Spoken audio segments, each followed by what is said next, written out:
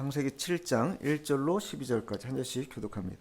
여호와께서 노아에게 이르시되 너 안에 온 집은 방주로 들어가라. 이 세대에서 내가 내 앞에 의로움을 내가 보았음이니라.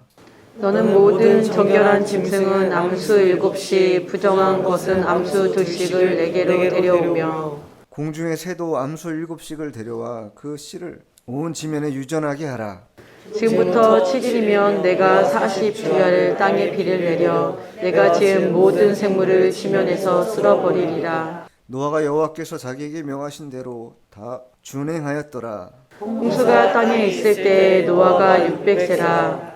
노아는 아들들과 아내와 며느리들과 함께 홍수를 피하여 방주에 들어갔고 정결한 짐승과 부정한 짐승과 새와 땅에 기는 모든 것은 하나님이 노아에게 명하신 대로 암수 2씩 노아에게 나와 방주로 들어갔으며 7일 후에 홍수가 땅에 덮을 노아가 600세 되던 해 둘째 달 곧 그달 열일의 날이라. 그날에 큰 기품의 샘들이 터지며 하늘의 창문들이 열려 40주야를 비가 땅에 쏟아졌더라.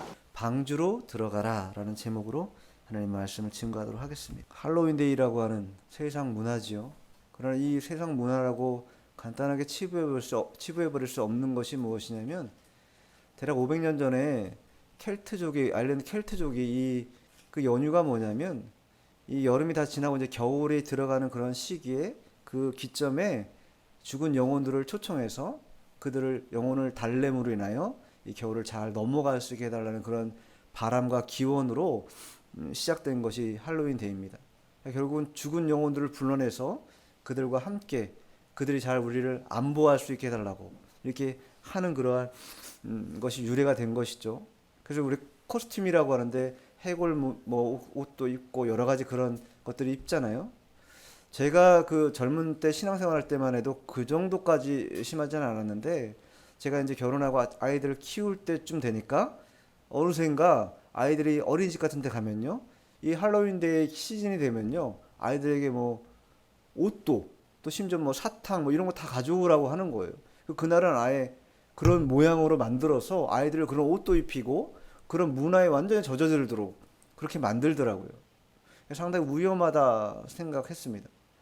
근데 작년인가 한 집사님이 저한테 전화가 왔어요. 이 시기쯤에 목사님, 우리 아이가 어린데 어린이집에서 이거 할로윈데이 하라고 참여하라고 적극적으로 참여하라고 하는데 어떻게 해야 되겠습니까? 그래서 제가 단호하게 그거 참여하면 안 되지요, 집사님. 예수 믿는 사람들이 그런 세상 문화에 휩쓸려서 죽은 자들과 화합하려고 하는 그러한 일들에 동참한다라는 것은 악행이기 때문에 행하지 말아라. 심지어는 그날은 어린이집 안 보내는 게 좋습니다. 어린아이들이 있으면요 보내지 마세요. 아이들 왕따 안 당합니다. 그것 때문에 괜찮아요. 신앙의 절개를 위해서라도 뭐 학교에서는 그 정도까지는 안 하겠으나 학교에서도 만약 그렇게 한다고 하면 학교도 보내지 않는 게 좋습니다. 그날만큼은 어린이집도 보내지 마시고 학교도 보내지 마시고, 왜냐하면 하나님의 뜻에 완전히 반하는 그런 세상 문화라는 것이죠. 이 할로윈데이가 10월 31일입니다.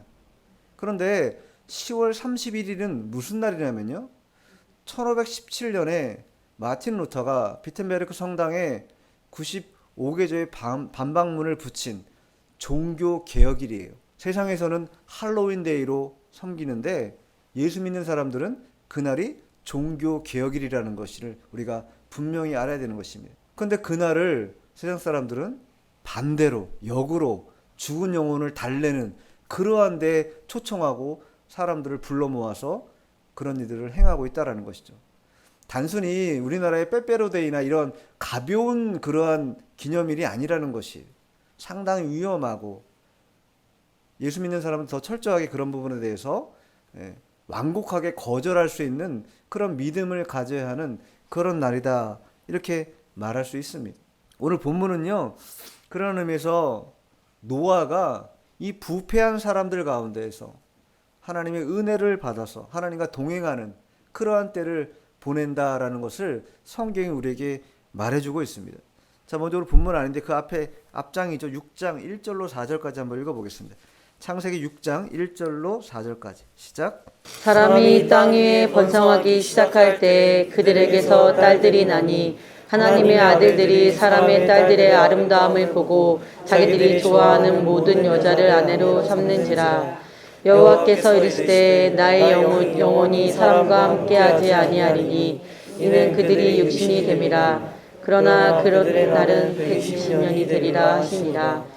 당시의 땅에는 네피림이 있었고 그 후에도 하나님의 아들들이 사람의 딸들에게로 들어와 자식을 낳으니 그들은 용사라 고대의 명성이 있는 사람들이었더라. 3절에 보면 하나님께서 그 땅의 패역함을 보시고 그들의 육신됨이 120년 동안밖에 없을 것이다. 즉 120년이 지나고 나면 그들의 육신의 일들이 다 멸해질 것이다. 분명히 경고하셨어요. 그럼에도 불구하고 4절에 뭐라고 말해요? 그 후에도 그렇게 하나님이 멸망받을 것이다, 심판이 있을 것이라는 그런 말씀을 하셨음에도 불구하고 그 후에도 하나님의 사람들이 사람의 딸들에게 들어와 자식을 낳았다.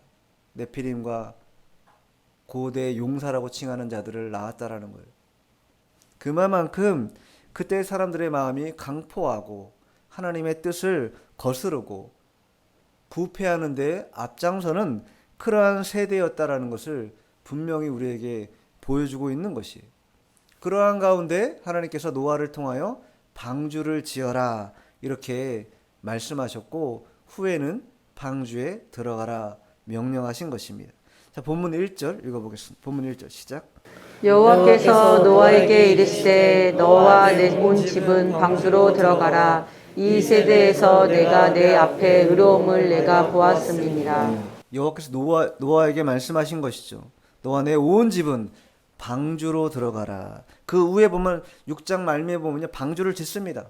방주를 지어가지고 이때가 언제냐면요 홍수가 나기 7일 일주일 전입니다. 방주로 들어가라고 하는 이 하나님의 말씀에 순종하는 것을 원하신 것이죠. 그리고 방주에 들어간 자들만 구원에 이를 수 있다라는 것을 분명히 말씀하셨어요. 근데 하나님이 노아에게 1절 하반절에 뭐라고 말씀하셨냐면 내 앞에 의로움을 보았다. 의로움을 보았다라는 거예요. 하나님이 노아의 의로움을 봤다라는 거예요. 근데 그 의로움이 뭔가? 그럼 하나님께서 보신 노아의 의로움이 뭔가? 우리가 생각할 때 그 의로움이라는 것은 행위적으로 어떤 의로운 일들을 행하는 것라고 생각할 수 있습니다. 물론 그것도 포함되겠지요. 그러나 히브리서 11장에 나오는 노아의 일들을 볼 때 노아가 행동으로 한 의로움 그것만이 아니라 그 전 단계에서 어떠한 것이 있었는가 알 수 있는데 자 히브리서 11장 7절 믿음으로 노아는 아직 보이지 않는 일에 경고하심을 받아 경외함으로 방주를 준비하여 그 집을 구원하였으니 이로 말미암아 세상을 정죄하고 믿음을 따르는 의의 상속자가 되었느니라. 뭐로 그가 의롭다 칭함받은 거예요? 믿음으로 노아는 아직 보지 않는 일에 경고하심을 받았다. 그리고 경외함으로 방주를 준비했다. 노아에게 보신 하나님이 노아를 보실 때 무엇이 의롭다고 말씀하신 거냐면 그가 하나님의 말씀에 뭐한 거요? 철저하게 믿음으로 순응한 것. 그것을 의롭다고 여기셨다라는 거예요. 그가 세상에서 깨끗하게 살고 정결하게 살고 그것 때문에 내가 너를 믿음이 있다 이렇게 보셨다라는 것이 아니라 먼저 그 안에 있는 믿음을 먼저 보시고 난 다음에 그것을 칭찬하셨다라는 거예요. 자 그러면 그 노아에게는 의로움이라는 게 무엇인가? 첫 번째 노아는요 보지 못하는 일들에 대해서 경고를 어떻게 했어요? 그대로 믿었다라는 거예요. 하나님의 경고 이때는요 홍수가 나기 120년 전입니다. 방주를 짓기 전이에요. 비를 경험해보지 못한 세대입니다. 그런데 그렇게 많은 비가 쏟아져서 모든 지면에 있는 호흡이 있는 자들이 다 숨을 거둘 수밖에 없는 그런 상황이 벌어질 거라고 누가 믿겠냐고요. 다 믿지 않을 만한 그러한 시기였습니다. 그런데 노아는 어떠했어요? 하나님의 그 경고하심을 그대로 믿었다라는 거예요. 120년 후에 하나님께서 이 세상을 물로 심판하실 거라는 이 경고의 메시지를 그냥 가볍게 여기지 않고 그 말씀을 그대로 믿은 것이죠. 믿음이라는 게 무엇입니까? 히브리서 11장 1절에 보면 믿음은 바라는 것들의 실상이요 보지 못하는 것들의 증거다 이렇게 말씀하셨어요. 즉 나타나기 전에 있는 일들, 미래의 일들을 어떤 것으로 믿는 거예요? 점치는 자처럼 미래에 무슨 환상이 이렇게 벌어졌고 이런 거 나타날 거야, 그런 게 아니죠. 미래에 있을 일들을 무엇으로 근거로 믿는 거예요? 하나님이 약속하신 그 말씀을 근거로 믿는 거예요. 그냥 내 추측, 내 주관적인 환상이나 경험이나 이러한 내 개인적인 신앙의 어떤 그런 울타리 안에서 그것을 신뢰하고 믿는 게 믿음이 아니라, 믿음이라는 것은 언제나 중심에 하나님께서 약속하신 그 말씀을 근거로 믿는 게 참된 믿음이라는 거예요. 노아는 그 믿음을 가졌던 것입니다. 여호와께서 말씀하신 거잖아요. 이 패역한 세대를 도무지 이제 더 이상 참고 볼 수가 없어 물로 심판할 것인데, 그럼에도 불구하고 그 후로도 계속 하나님의 아들들과 사람의 딸들이 서로 화합하고 또 결혼하고 자녀들을 생산하는 이러한 일들을 봄으로 말미암아 더 이상 그들에게 은총이라는 것이 없다라는 것을 분명히 말씀하셨다라는 거예요. 그것에 대해서 노아는 반응한 것이죠. 그 말씀으로 반응한 것입니다. 그러니까 성도들도 항상 이와 같이 무엇을 근거로 내 믿음을 반추하고 또 이끌어갈 수 있는가라고 말할 때 항상 약속의 말씀을 근거로 내가 믿음을 추구하고 그것들을 이끌어내야 된다라는 거예요. 그렇지 않으면 허무맹랑한 어떠한 일들에 이끌려서 나를 방임하게 돼버리고 또 흘러갈 수도 있다라는 것을 항상 명심해야 됩니다. 하나님은 노아가 이렇게 타락한 세대 가운데서도 오직 말씀을 붙잡고 순종하는 그런 믿음을 가졌기 때문에 그의 의로움을 보시고 그 가족을 구원해야 되겠다 이렇게 말씀하셨다라는 것이. 아브라함도 그 뒤에 보면 아브라함의 일들도 나옵니다. 창세기 17장에 보면요, 아브라함이 할례를 행합니다. 근데 많은 사람들이 그것을 통해서 그 하나님께서 의롭다 칭하셨다 이렇게 이해하는 일들이 덜어 있는데, 17장 전에 이미 15장에 여호와 하나님께서 아브라함에 무엇을 보셨다고 말씀하시냐면, 자 15장 6절 한번 읽어보세요. 아브라함이 여호와를 믿으니 여호와께서 이를 그의 의로 여기시고. 아브라함이 의가 있었기 때문에 믿음을 허락하신 게 아니라 그가 믿음이 있었기 때문에 의로 여기셨다라는 거예요.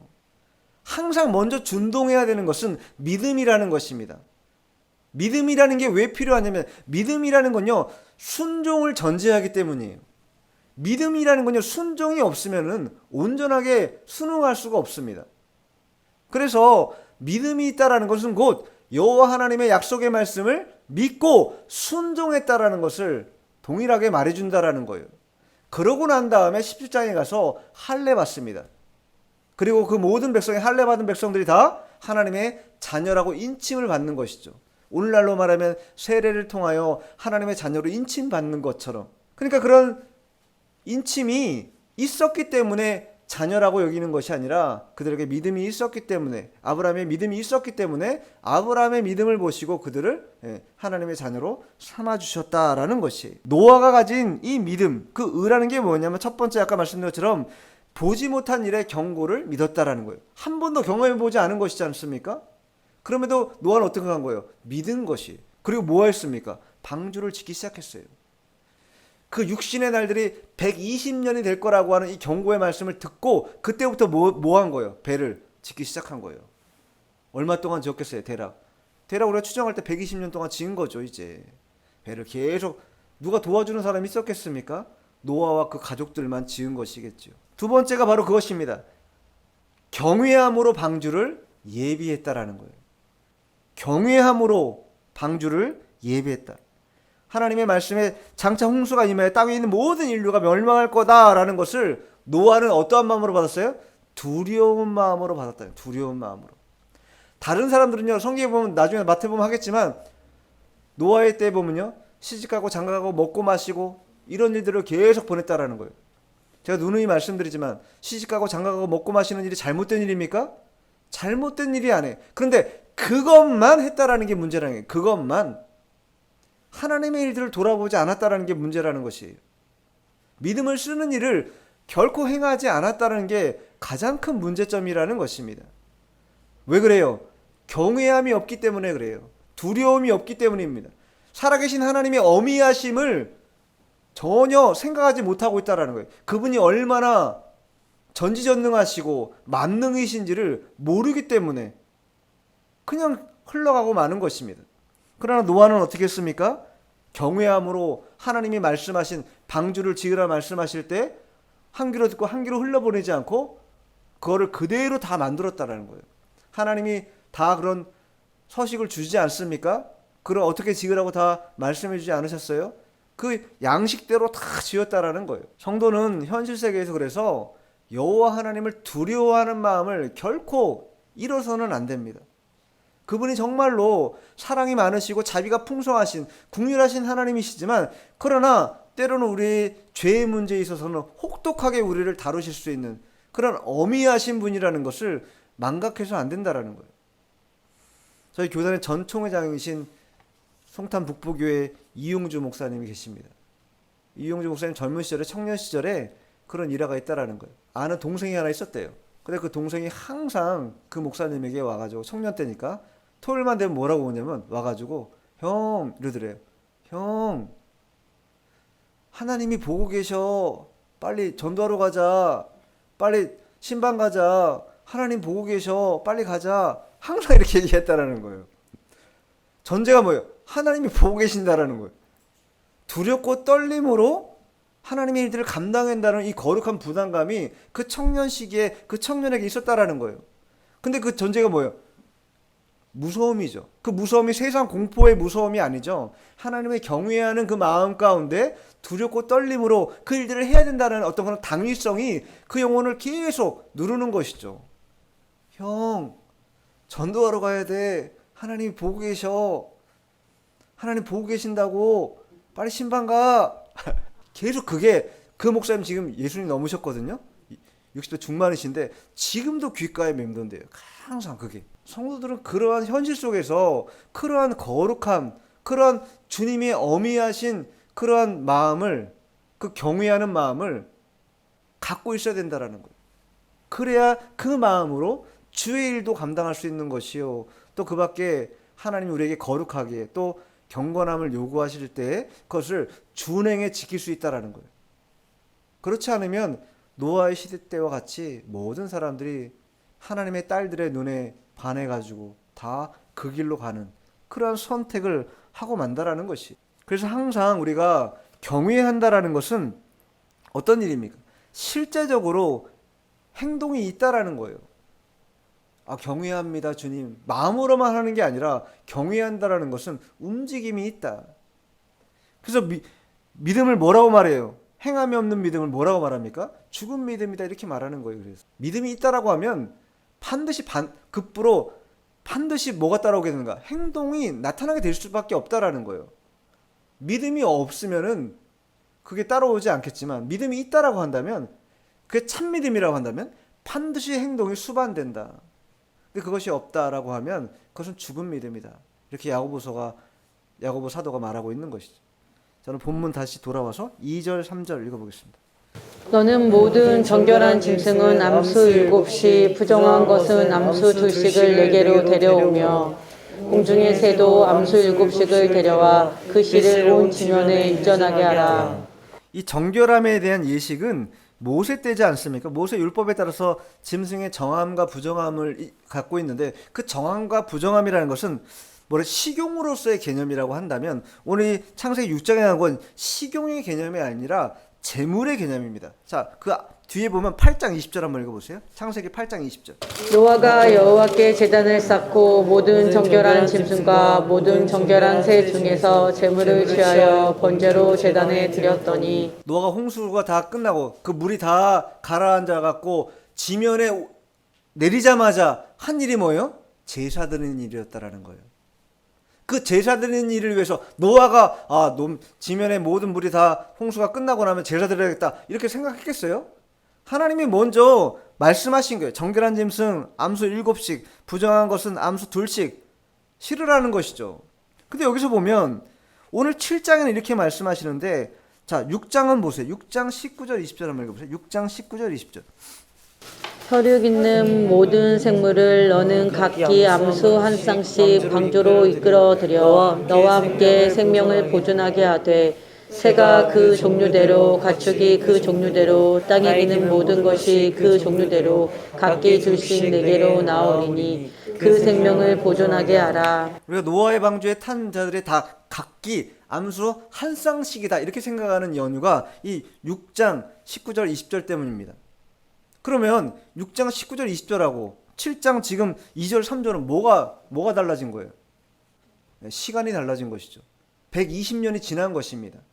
120년 전에 하나님께서 노아에게 방주를 지을 때 그렇게 하라고 말씀하셨어요. 근데 이제 홍수가 나기 일주일 전이 된 거예요. 그러자 여호와 하나님께서 노아에게 조금 더 구체적으로 이제 말씀해주고 있는 거예요. 나중에 홍수가 끝나고 난 다음에 지면에 내리실 때 제사 드려야 되는 그런 상황을 상정하시고 노아에게 조금 더 구체적으로 말씀하신 것이죠. 정결한 짐승 암수 7씩. 왜? 정결한 짐승을 통해서 제사를 드려야 되니까. 그러니까 그런 모든 것들을 다 하나님께서 아시고 노아에게 말씀하신 것이다. 모든 그러한 홍수 심판이 있게 된 것은 결국 이 땅이 부패하고 패역한 것에 대한 심판의 일들이지 않습니까? 그런데 하나님은요, 심판을 하나님의 자녀들에 대해서는요, 멸절을 목적으로 하고 있지 않다라는 것이에요. 멸절을 목적으로 하지 않고 회복을 목적으로 하고 있는 것이다. 하나님의 자녀가 아니라면 그것이 멸절의 의미로 다가갈 수 있겠으나 하나님의 자녀에게는 멸절이 아니라 회복의 기회를, 회복의 은혜를 주시기 위함이다라는 것이. 그리고 왜냐하면 그 이후에 암수 정결한 거 7쌍씩 또 부정한 거 2쌍씩 하라는 게 뭐예요? 홍수 이후의 삶을 뭐 하라는 거예요? 대비하도록 하기 위해서 준비하라고 하신 거잖아요. 그러니까 단순히 멸망이 문제였다면 멸망시키고 끝나버렸겠죠. 그러나 그게 아니라는 것이, 멸절이 문제가 아니라 멸절 이후에 다시 생명이 있는 자들이 어떻게 그 생명을 연장하며 살아갈 수 있게 할 것인가가 하나님의 목적이라는 거예요. 우리들에게도 그렇다라는 것입니다. 때로는 큰 어려움으로 징계하실 때가 있어요. 그러나 그 연단은 결국 우리를 더 믿음을 더 구현하게 하고 더 주님을 가까이 모시며 동행해야 되는구나라는 것을 깨닫도록 하기 위해서 연단도 또 환난의 시기도 시련의 시기도 주시는 것이지 우리를 멸절시키기 위해서 그런 일들을 주시는 것은 아니다라는 것이에요. 자, 본문 돌아와서 4절 읽어보죠. 지금부터 7일이면 내가 40주야를 땅에 비를 내려 내가 지 모든 생물을 지면에서 쓸어버리리라.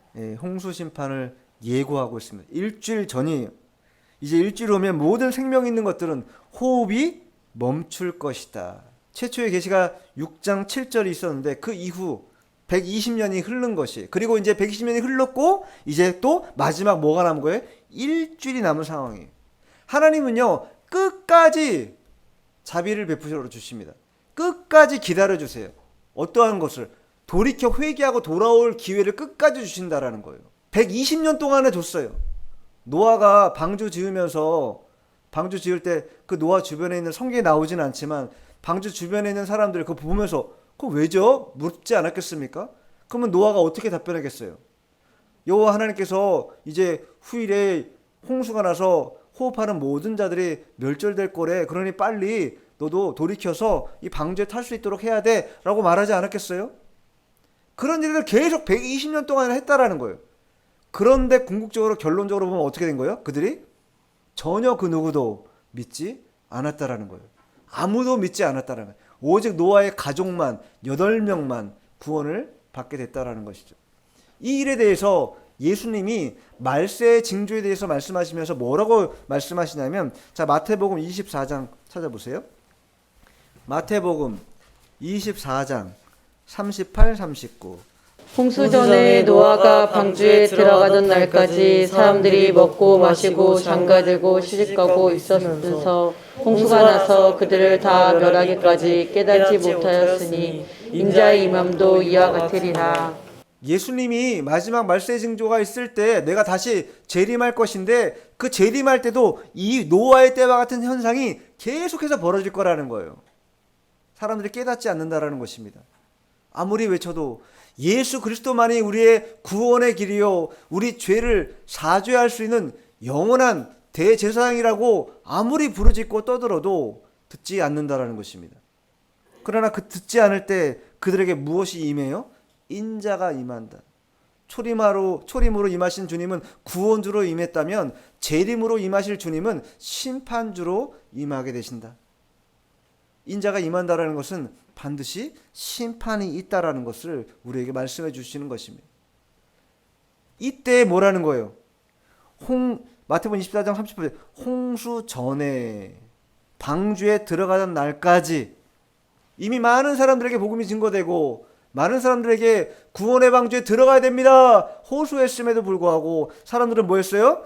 그 홍수가 나는 그날까지 사람들은 먹고 마시고 장가가고 시집가고 그런 일상에 파묻혀서 매몰돼서 생활에 누가복음의 말씀으로는 생활의 염려 가운데 빠지며 살다가 다 멸망당하고 만 것입니다. 하나님요 그러나 그 마지막 때 그 일주일 동안만이라도 복음을 믿고 구원을 받아들여서 주님의 방주에 들어와야 된다라고 기회를 주신다라는 거예요. 계시록에 보면요. 계시록 8장 1절 한번 읽어보세요. 일곱째 인을 떼실 때 하늘이 반 시간쯤 고요하더니 일곱째 인재앙이 여섯 번째가 띄어진 거예요. 얼마나 큰 환란이 있었는지 몰라요. 근데 일곱 번째 인이 떼어질 때 그때 그 직전에 무슨 일이 벌어졌어요? 하늘에 반 시간쯤 고요한 시간, 즉 재앙이 반 시간쯤 멈추는 시간이 있었다라는 거예요.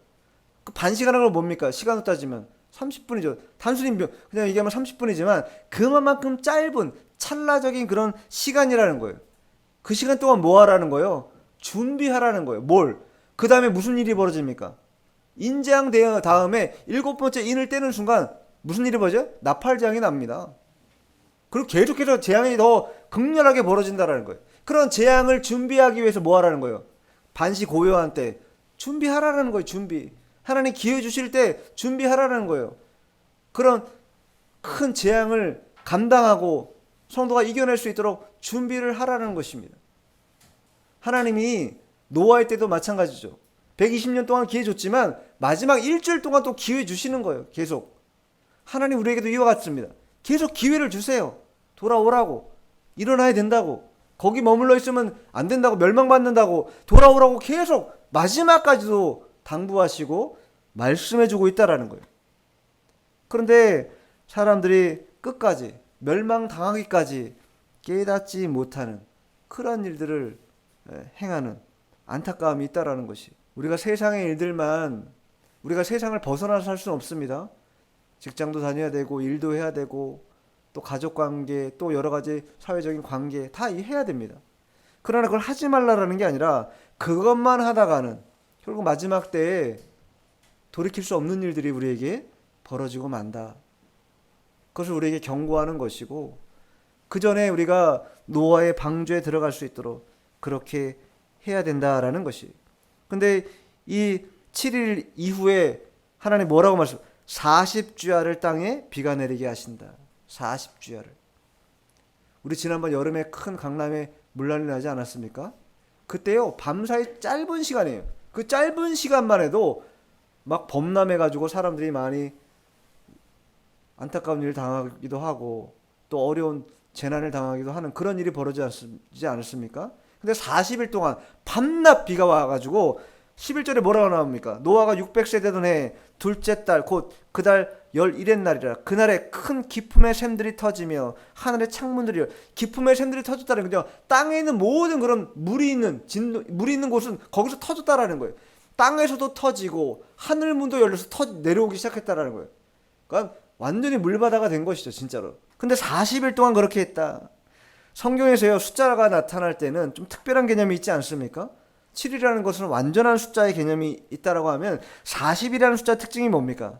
하나님의 백성에게 있어서 인내와 연단과 시련이라고 하는 그러한 개념을 우리에게 상징한다라는 거예요. 모세도 40일 동안 뭐 받았습니까? 40일 40주야를 뭐 했어요? 시내산 올라가서 금식하며 기도할 때 뭘 받았습니까? 십계명 받았지 않습니까? 그리고 가나안 땅 점령할 때 며칠 동안 했어요? 40일 동안 하지 않았습니까? 뿐만 아니라 또 요나도 물고기 뱃속에서 얼마 동안 있었어요? 40일 동안 있었어요. 예수님도 공생이 시작하기 전에 마귀 시험 받을 때 며칠 동안 시험 받으셨어요? 40일 동안 시험 받으셨어요. 그리고 예수님이 십자가에 죽으시고 부활하셔서 며칠 동안 제자들과 함께 계시다가 승천하셨어요? 40일 동안. 40이라는 숫자는 아주 특별하다라는 것입니다. 근데 한 가지 공통점이 뭐냐? 그 연단의 시기, 그 어려움 시련의 시기를 견디고 인내하면 반드시 무엇이 있는가? 승리의 열매가 있다라는 거예요. 승리의 열매가 있다. 40일이라고 하는 극한의 상황을 견뎌내면 그것을 통하여서 하나님께서 아름다운 열매를 우리에게 허락해 주신다. 지금은 별로 모르겠습니다만 과거에 많은 그런 주의 종들은 40일 동안 금식기도 많이 하지 않았습니까? 제가 아는 목사님도 2번인가 40일 금식하셨고, 제가 첫 번째 금식하실 때 30일째쯤 됐을 때인가 한 5일째쯤인가 제가 한번 신방 간 적이 있는데 너무 힘들어 하시더라고. 진짜 굉장히 힘들어 하시더라고. 그러니까 그렇게 거의 사경을 헤매는 것 같은 것이죠. 이제 넘나드는 그런 것이죠. 그러나 그러한 일이 있고 난 다음에는 반드시 하나님의 승리의 열매를 우리에게 부여하신다. 자, 5절 본문 5절 읽겠습니다. 노아가 여호와께서 자기에게 명하신 대로 다 준행하였더라. 네, 이것이 노아의 큰 특징이라는 거예요. 노아는 순종의 사람이라는 것. 네. 일주일 이후에 홍수가 일어날 것을 대비해서 하나님의 말씀을 받아서 120년 동안 준비했고 이제 일주일 남았다는 거예요. 그러니까 그 일주일도 잘 하나님의 말씀을 순종해서 가족들을 다 방주에 들어가게 한 것이죠. 순종이 있을 때 뭐예요? 참된 믿음이 있는 것입니다. 제가 아까 말씀드렸지 않습니까? 믿음이라는 것은 순종을 수반해야 된다고 말씀드렸던 것처럼 마치 동전의 앞뒷면과 같은 거예요. 동전의 앞면이 믿음이라고 한다면 뒷면은 반드시 순종의 면이 있어야 된다는 거예요. 한쪽 면만으로는 불가능하다. 노아가 하나님의 말씀을 믿은 것은 곧 순종을 전제로 믿은 것이었고, 실제로 그는 하나님과 동행하며 그 순종을 진행했다, 실행했다라는 것이죠. 6절 읽겠습니다. 시작. 홍수가 땅에 있을 때 노아가 600세라. 자, 노아가 600세라는 거예요. 노아가 몇 살까지 살았냐? 9장 29절에 보면 950살까지 삽니다.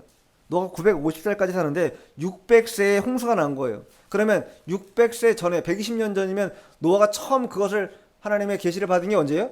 480년이죠. 480살에 노아가 계시를 받아서 방주를 짓기 시작해갖고, 노아가 몇 살에 자녀를 낳기 시작하냐면 셈과 함과 야벳을 500살에 납니다. 500살 때에 낳아요.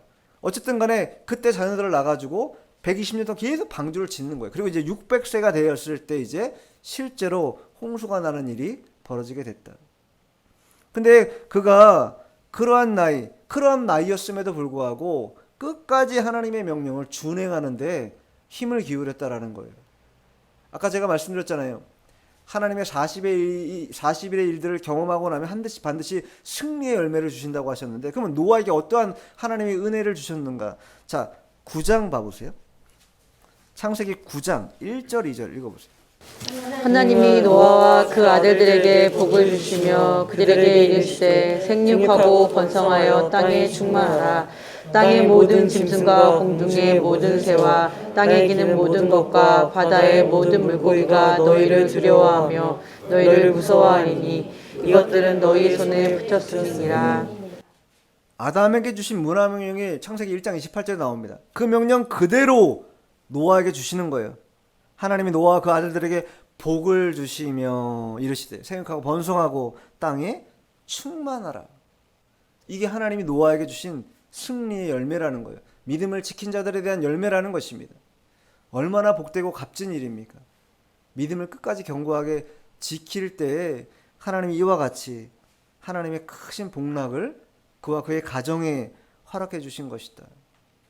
자, 7절 읽겠습니다. 노아는 아들들과 아내와 며느리들과 함께 홍수를 피하여 방주에 들어갔고, 방주에 들어간 사람 딱 다 합쳐서 8명 밖에 없었습니다. 나머지는 다 물로 멸절되고 말았다. 당대에 많은 정욕적인 부정함이 있었고, 그러한 부정함이 횡행하는 그러한 때였습니다. 그러한 때 노아와 그의 가정은 끝까지 경건의 일들을 벌이지 않았다는, 그가 당대에 완전했다라는 것은 100% 퍼펙트하게 완전했다는 뜻이 아닙니다. 끝까지 최선을 다해서 하나님 앞에 경건의 일들을 힘쓰기 위해서 애를 쓰고 힘을 쓰고 일비지력을 감당했다라는 그런 뜻입니다. 하나님은 우리의 기준을 아세요. 우리의 표준을 아신다고요. 우리가 어디까지 할 때 그게 너희의 표준인지 기준인지 아신다라는 거예요. 그렇기 때문에 그 정도 했을 때 하나님이 너는 그래도 수고했다, 의롭게 힘을 냈다 이렇게 말씀해 주신다라는 거예요. 그러한 차원에서 노아에게 당대의 완전한 자다 이렇게 말씀하신 것이지 그가 퍼펙트했기 때문에 완전하다고 말씀하신 게 아니에요. 우리에게도 소망이 있는 것이죠. 우리의 역량이라는 것은 한참 지지부진하고 작을 수밖에 없지만 그러나 그 작은 가운데도 뭐한 거예요? 충성할 때, 열심을 다할 때 하나님 그것을 우리에게 인정해 준다는 거예요. 의로움으로 인정해 주고 믿음으로 간주해 주신다라는 거예요. 노아가 그러한 은혜를 받았습니다. 불경건의 세대들 가운데서 경건의 가정을 지키는 일에 심혈을 기울인 것이에요. 우리가 그러한 일에 힘을 쏟아야 될 것입니다. 자, 8절로 12절까지 읽죠. 정결한 짐승과 부정한 짐승과 새와 땅에 기는 모든 것은 하나님이 노아에게 명하신 대로 암수 둘씩 노아에게 나와 방주에 들어갔으며 7일 후에 홍수가 땅에 덮으니 노아가 600세 되던 해 둘째 달 곧 그 달 11일 날이라. 그날에 큰 기쁨의 샘들이 터지며 하늘의 창문들이 열려 40주야를 비가 땅에 쏟아졌더라. 하나님의 명령대로 정결한 짐승과 부정한 짐승, 새와 땅에 기는 것들을 다 방주로 들였다라는 거예요. 여러분 생각해 보세요. 우리가 집에서 기르는 강아지도요. 말 잘 안 들을 때는요. 말 안 듣습니다. 일로 와 그러면 어떻게 돼요? 절로 가요. 그렇지 않습니까? 그런 게 짐승이라고요. 가축이라고요. 근데 명한 대로 어떻게 됐다는 거예요? 암수수식 노아가 방주로 인도하는 대로 다 따라 들어갔다라는 거예요. 그런 일이 어떻게 벌어지냐고요. 하나님의 섭리가 아니고서는 역사하심이 아니고서는 불가능한 일이라는 것이에요. 하나님 매사 이와 같이 작은 것까지도 노아가 그런 짐승을 조련하는 그런 능숙한 그런 기술이 있어서 잘할 거야 이렇게 믿으신 게 아니잖아요. 그도 어려움을 겪을 거라는 걸 아셨기 때문에 그 짐승들이 말 못하는 짐승이라도 그 노아의 말을 잘 들을 수 있도록 그렇게 하나님이 섭리하시고 역사하신 것이죠. 우리들에게도 마치 그러하다라는 거예요. 우리의 한계라든가 우리의 상황을 잘 아시기 때문에 그거에 맞춰가지고 계속해서 우리의 필요를 따라 인도하시기도 하시고 멈추기도 하시고 이렇게 하시는 것이 하나님의 섭리인 것이. 그렇게 해서 홍수가 나기 일주일 전에 하나님 뜻대로 노아의 가족들과 정결한 짐승 암수 7들과 또 부정한 짐승과 새와 땅에 기는 것들이 다 방주로 들어갔고 그리고 드디어 7일 후에 홍수가 땅에 덮였다. 제가 아까 말씀드린 것처럼 홍수가 나서 들어간 게 아닙니다. 일주일 전에 이미 들어간 거예요. 여러분 생각해보세요. 그 방주가 좋아봐야 얼마나 좋았겠어요. 지금 같은 여객선 같이 쾌적하지 않았을 거 아니겠습니까? 그러니까 얼마나 답답하고 그랬겠어요. 그런데도 이미 먼저 들어가 있어라 이렇게 말씀하셨고 그렇게 들어가고 나자 일주일이 지나고 난 다음에 11절에 말씀하신 것처럼 큰 기쁨의 샘들이 터지고 하늘의 창문이 열려 40주야를 비가 땅에 쏟아지는 그런 홍수 심판이 패역한 세대들 가운데 임하게 되었다. 120년 동안이나 방주를 지으면서 복음을 전했고 마지막 7일을 기다렸음에도 불구하고 아무도 그러나 당대의 사람들은 회개할 줄 몰랐고 결국 하나님은 은총의 문을 닫으시고 국민의 문을 닫으셔서 홍수 심판을 단행하셨습니다. 그리고 홍수 이후에는 모두가 호흡이 있고 기식이 있는 모든 것들은 다 멸절되고 오직 노아와 그의 가족들 8명만 남았다. 이렇게 성경이 우리에게 말해주고 있습니다. 마지막 때가 가까우고 있습니다. 방주에 들어가야 될 때입니다. 세상에서 머뭇거리지 말고 방주에 들어가서 구원을 얻는 그런 우리가 되어야 될 것입니다. 베드로 사도는요.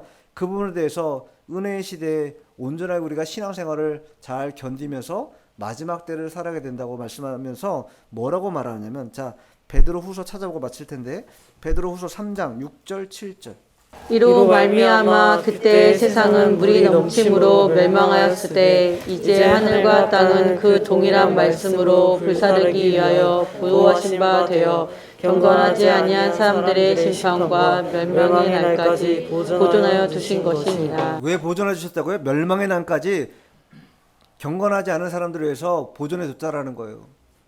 그것을 보고 돌이키라고 회개할 기회를 주시는 것이죠. 계속해서. 그러나 그것이 또 채워지지 않으면 어떻게 된다는 거예요? 이번에는 불로써 심판하실 것이다. 이렇게 엄중하게 우리에게 말씀해 주고 있습니다. 예수님은요, 우리의 구원이 되십니다. 우리 구원의 방주가 바로 예수 그리스도다. 예수께서 요한복음 14장 6절에 뭐라고 말씀하십니까? 내가 곧 길이요 진리요 생명이니 나로 말미암지 않고는 아버지께로 올 자가 없다. 분명히 말씀하고 있습니다. 구원의 방주 대신 예수님을 참되게 믿고 이 멸망과 마지막 때 재날 나타날 이 재앙의 일들에 앞서 우리가 그 구원의 방주에 들어가는 우리 모두가 되어야 되겠습니다. 기도하겠습니다.